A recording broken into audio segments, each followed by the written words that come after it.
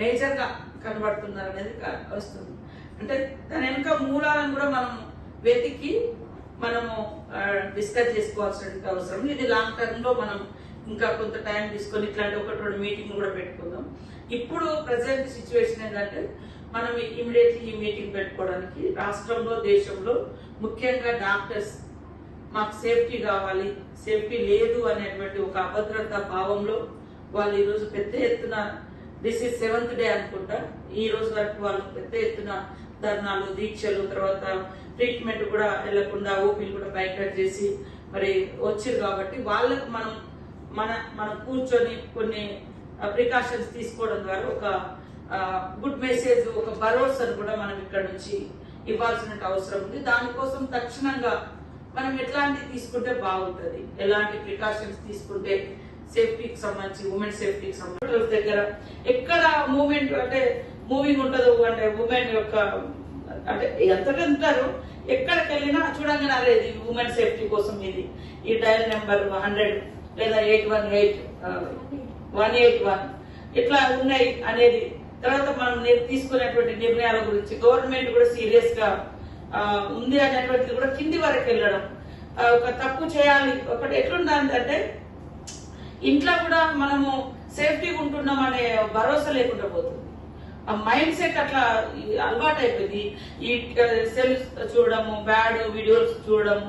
వాడు ఎంత దుర్మార్గుడు అంటే బిడ్డను ఆ వీడియో చూసి చూసి ఊర్లో ఇది సాధ్యమైతే లేదు వాడికి ఇష్టం ఉన్నట్టు లైఫ్ అని 4-5 రోజుల ముందు ఇక్కడికి వచ్చి హైదరాబాద్ కు ఆ 4-5 రోజుల కూతురు బయట తీసుకుపోయి రేపు చేసి చంపేసాడు.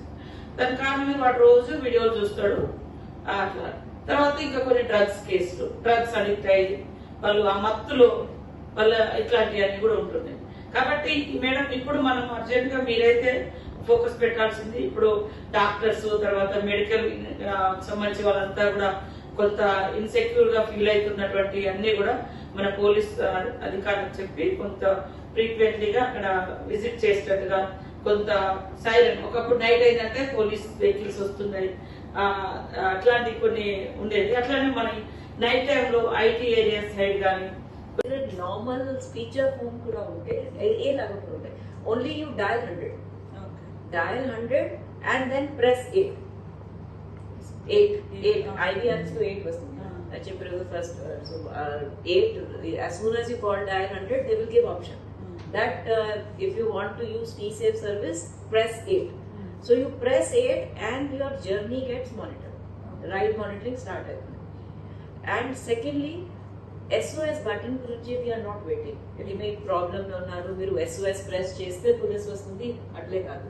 Like in this case madam, every 10 minutes we will send some message or a call to confirm whether you are safe. So if you don't respond or every 10 minutes 10 only right now every time, and if it is rural area some more time because journey time is, and if you don't respond automatically ade alert చేస్తుంది మన control command and control లో. So petrol vehicle కి SOS పోతుంది.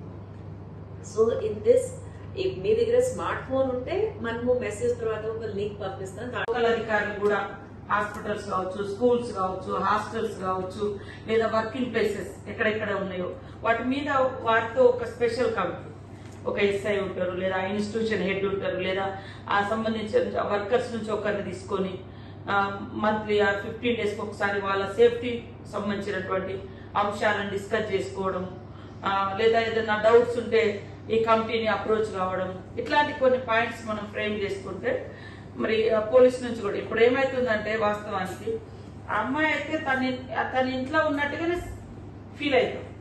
Hospital అన్నా కూడా patients పెట్టడానికి లేదా నిఘా పెంచుకోవడానికి లేదా ఇట్లా పర్టికులర్ గా ఈ తాగిండేటువంటి సెక్షన్స్ ఎక్కడెక్కడ వీళ్ళ మూవ్మెంట్ ఉంటుంది, వీళ్ళు ఎక్కడెక్కడ తిరుగుతున్నారు, హాస్టల్స్ ఏరియాల లొకేషన్స్ కి వస్తున్నారా, ఇక్కడ స్కూల్స్ కదా లేకుంటే రోడ్ల ఏరియాలలో డౌట్ వచ్చినప్పుడు కూడా పోలీస్ అధికారులు వాళ్ళని తీసుకొని వాళ్ళ హిస్టరీ అంతా తీయడము, లేదా వాళ్ళ అటిట్యూడ్ ఎట్లుంది, వాళ్ళ డ్రంక్ అండ్ డ్రైవ్ లో కూడా అప్పటికప్పుడు కూడా దొరకబట్టి వీళ్ళు తాగుతున్నారా ఎట్లాంటిది అనేది కూడా దొరకబట్టడానికి అవకాశం ఉంది.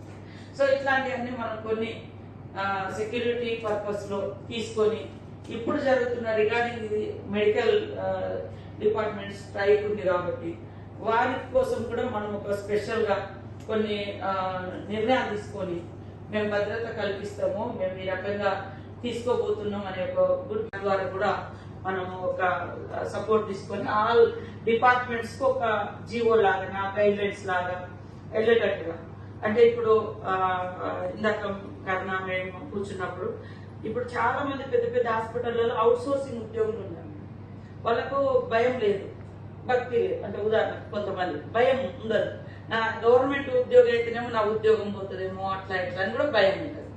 కానీ అవుట్ సోర్సింగ్ లలో ఎవరు ఎక్కడి నుంచి వస్తున్నారు, ఎక్కడి నుంచి ఎవరెవరు వివిధ రాష్ట్రాల వాళ్ళు కూడా వర్కర్స్ గా పనిచేస్తున్నారు. సో వాళ్ళు ఎలాంటి యాక్టివిటీస్ చేసి ఎక్కడికి వెళ్ళిపోతారో ఎక్కడ తప్పించుకుంటారో కూడా తెలియదు.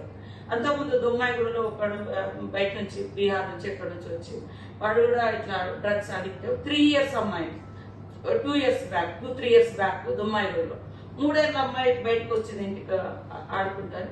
వాడు తీసుకెళ్ళి రేపు చేసేసి వాడు మళ్ళా దొక్కకుండా తప్పించుకొని పోయే పరిస్థితి. ఇట్లాంటివన్నీ కూడా అవుతున్నాయి. కాబట్టి మనం వాటి మీద ఏమేమి చేస్తే బాగుంటుంది, మీ అబ్జర్వేషన్స్ మీ ఐడియాస్ షేర్ చేసుకుంటే దాన్ని ఒక విధానం లాగా ఒక రూల్స్ లాగా లేదా సబ్ పాయింట్స్ ఫ్రేమ్ చేసుకొని హాస్పిటల్లో సేఫ్టీ కమిటీస్ స్కూళ్ళలో కాలేజీలలో వీటిని వేస్తూ నా ఐడియా అన్నవి రాలేదు. మీరు ఇప్పుడు మనం ఇంకా పూర్తి స్థాయిలో నిర్ణయాలు తీసుకునేంత వరకు ఇలా